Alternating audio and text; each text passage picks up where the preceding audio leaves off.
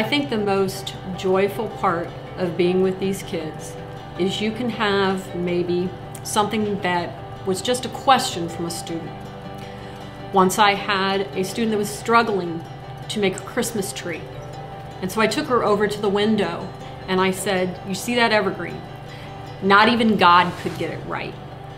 So you have the ability to make your tree look the way that you want it to." And just that single second, just telling her that she did the right thing, she came back to me later and she said, "I teach kids in Harlem because you were always so positive and you let me be who I was so I can be someone for somebody else." I walk into the Celina Middle School and I work with students with emotional behavioral disturbances.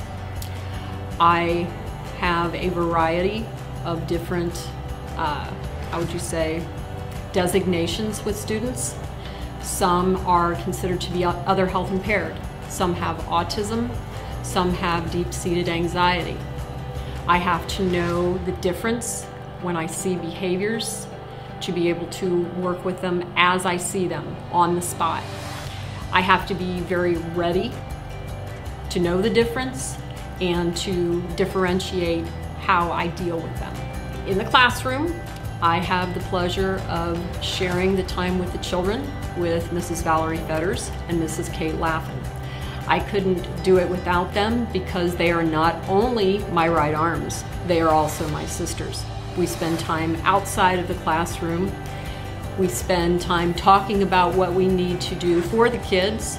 One thing I've never liked is hearing people say, "Well, what are we going to do to the kids?" With and for gives a hope for progress and success.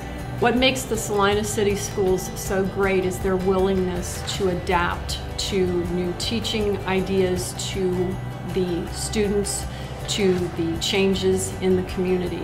About 15 years ago, we welcomed persons of Marshallese ethnicity, and to see this willingness to change and grow within the school district and meet their needs has me intrigued.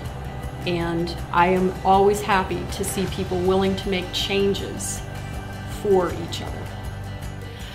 My name is Mrs. Hallie Craven. I have spent my entire career within the Celina City Schools. I've been teaching for 23 years, 19 years with students with emotional behavioral disturbances. I don't ever intend to leave. I have found my niche.